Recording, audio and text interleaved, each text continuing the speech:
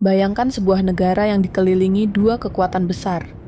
Satu menjanjikan tatanan baru tanpa dominasi barat. Satu lagi mempertahankan cengkeraman atas dunia yang lama. Negara itu bukan superpower, bukan adidaya militer, tapi jadi rebutan karena pengaruhnya. Negara itu adalah Indonesia. Hari ini BRICS dan G7 tak lagi berperang dengan senjata. Mereka berperang dengan investasi, utang, teknologi, dan diplomasi senyap. Dan kita berada tepat di tengah-tengahnya. Diperebutkan, dipengaruhi, ditarik. Tapi pertanyaannya, apakah kita tahu sedang bermain di medan siapa? Atau justru sedang dimainkan tanpa kita sadari? Dunia hari ini sedang mengalami pecah belah geopolitik. Ada 3 poros kekuatan utama yang saling tarik-menarik, G7, BRICS, dan G20. G7 adalah kelompok negara maju, Amerika Serikat, Jepang, Inggris, Kanada, Jerman, Prancis, Italia. Mereka punya kapital, kekuatan finansial, dan kontrol terhadap lembaga-lembaga global. Tujuan mereka jelas, mempertahankan dominasi ekonomi politik dunia. Sementara BRICS terdiri dari Brazil, Rusia, India, China, dan Afrika Selatan. Kini, BRICS tumbuh menjadi simbol perlawanan Global South terhadap ketimpangan tatanan dunia. Dan Indonesia baru saja resmi bergabung ke dalamnya. Di antara keduanya ada G20, sebuah forum campuran, tempat negara maju dan berkembang duduk bersama. Dan disinilah Indonesia telah lama menjadi pemain aktif. Tapi ketiganya tidak datang dengan tangan kosong. G7 membawa kerja sama Indo-Pasifik, pendanaan hijau, proyek IKN bersama Jepang. Mereka menawarkan reformasi birokrasi, teknologi energi bersih, dan kerja sama pertahanan. Sementara BRICS, terutama Cina, membawa proyek nyata, rel kereta, pelabuhan, tambang nikel, dan digitalisasi. Tanpa terlalu banyak syarat, tapi dengan risiko ketergantungan yang tak selalu terlihat. G20 hadir sebagai ruang diplomasi netral. Namun, tarik-menarik kepentingan tetap terasa.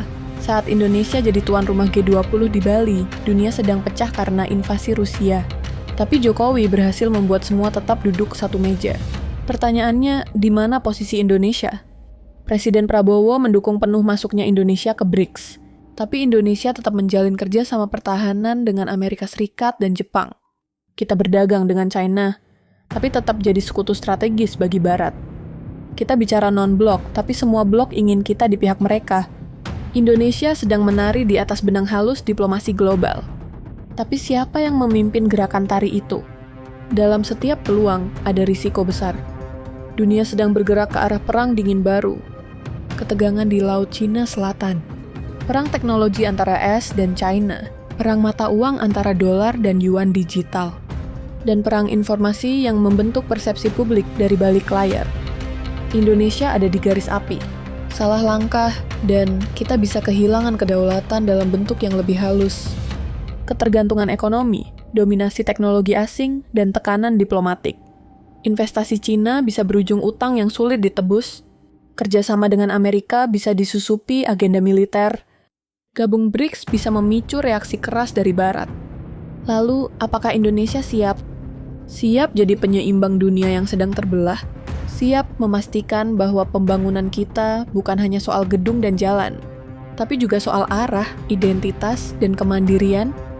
Kita selalu bertanya siapa teman kita, Amerika, China, atau Rusia? Tapi mungkin sekarang saatnya bertanya, siapa kita sebenarnya? Apakah kita hanya jadi tempat rebutan? Atau bisa menjadi tuan rumah bagi peradaban yang lebih adil? Ini bukan tentang memilih blok, ini tentang membangun posisi. Dan memastikan Indonesia bukan lagi hanya angka dalam statistik global, tapi suara yang menentukan arah sejarah. Gimana menurut kamu? Tulis di kolom komentar. Jika kamu percaya bahwa Indonesia bukan sekadar pion di papan catur dunia, klik subscribe, nyalakan loncengnya, dan bantu Agnifarta ungkap apa yang tak pernah terlihat. Karena dunia tidak pernah benar-benar tenang.